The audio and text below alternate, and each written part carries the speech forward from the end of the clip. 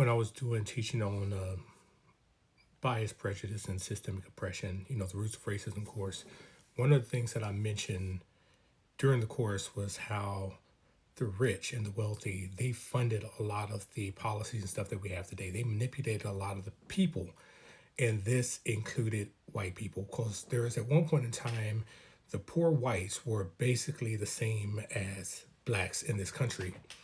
And that didn't work out for them. They were just like, well, we need more of them on our side so that we can subjugate black people even more. And one of the things that they did, they made it so that poor whites were now aligned with everybody else. So the post that I was putting up earlier, that billionaires are the enemy, is basically along the same line.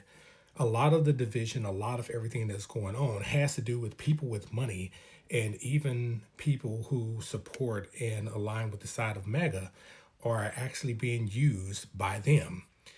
On the previous post, I put that there is no such thing as a populist billionaire. And part of the reason for that is that, you have people like Steve Bannon talking about the populist MAGA movement, and there's no such thing, because you cannot be a populist movement and you're supporting the wealthy and you're supporting those who have money.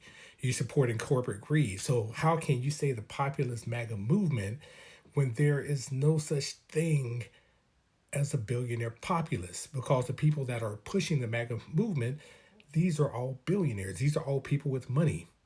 So I'm trying to get people to understand that it's not necessarily that you are fighting against other people, be it MAGA or otherwise. And I get it, some people are not going to want to hear that.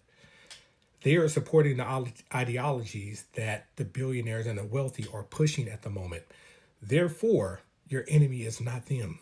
Your enemy is not necessarily the poor farmers. They benefit from all of the policies and everything else. They have been benefiting, rather, over the many dozens of years.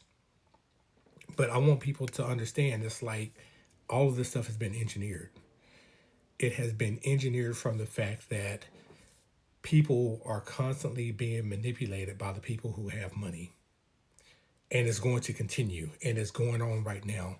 So it doesn't matter whether you call yourself Republican, Democrat, Socialist, or anything else. The people who have the money are pulling the strings. Just look at AIPAC. How many congressmen and senators have they bought out? How many mayors and governors have they bought out? Because it has to do with money at the end of the day. And look who's backing them. This is where you say it's time to wake up. Stay woke, people.